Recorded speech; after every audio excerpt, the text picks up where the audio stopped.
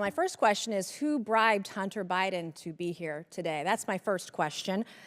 Second question, you are the epitome of white privilege, coming into the Oversight Committee, spitting in our face, ignoring a congressional subpoena to be deposed. What are you afraid of? You have no balls to come up here and— Mr. Chairman, point of inquiry. I just want to run it back, though, to the very beginning, because this is something that I just can't get over. I can't get over the gentle lady from South Carolina talking about white privilege. It was a spit in the face, at least of mine as a black woman, for you to talk about what white privilege looks like, especially from that side of the aisle.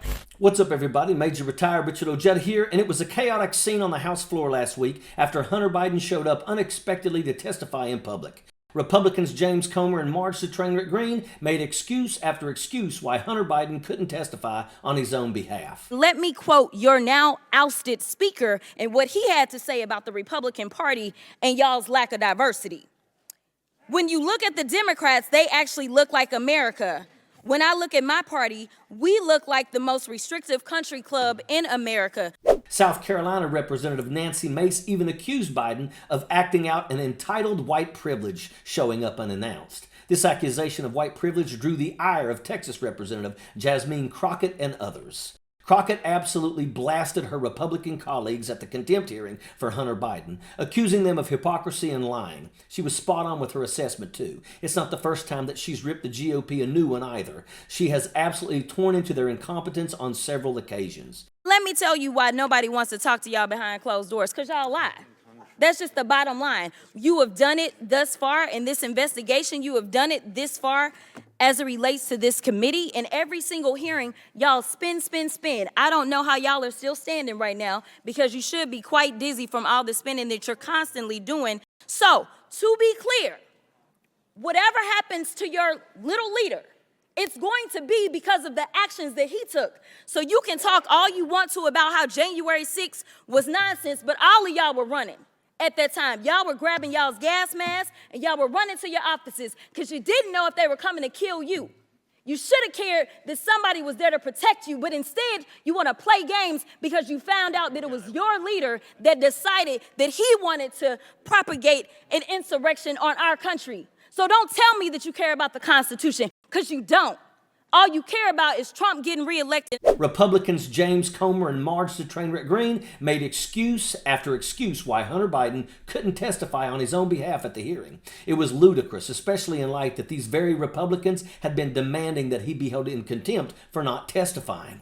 Crockett is a former criminal defense lawyer. She asserted that Hunter Biden hadn't been thrust into the White House position like Trump's daughter Ivanka Trump and son-in-law Jared Kushner, who made over $640 million on a government salary. So we love the Constitution today, and we also want to talk about foreign money coming in. Have y'all seen the report that was just produced where this chairman decided that he was going to block this committee from receiving additional information about y'all's guy, Trump, and all the money that he took? From what we did receive, we know that Trump got almost $6 million that we can account for, and we know that there's more there. From China specifically, we found almost $8 million total that he accepted from foreign governments while he was serving as the president of these United States. But we're concerned about the president's son who has not been involved in his administration. This is the do as I say, not as I do mentality that GOP members of Congress have when it comes to holding the president's son accountable of crimes that they think he's committed. The GOP tends to want to hold everyone hostage to their chaos, and last week was no exception. They want to be the judge, jury, and executioner when it comes to holding Democrats accountable for fictitious crimes, but give Donald Trump a free pass to act any way that he wants. Crockett pointed out this hypocrisy and accused the GOP of looking the other way because it was their candidate that got in trouble. This projection of guilt onto everyone except themselves is an old tactic used by the Republicans to escape accountability or when asked to provide evidence to back up their ridiculous claims. The truth is that the House Republicans have turned the 118th Congress into a three-ring circus with their shenanigans. The GOP can't even manage the only branch of government that they control. They are a group of do-nothing jackaloons that have collected a salary while turning the House floor into a daytime trash TV episode. Every one of these MAGA nut jobs needs to be voted out in November. They are a drain on our democracy, and that is an absolute fact. Sappers clear the way, airborne all the way.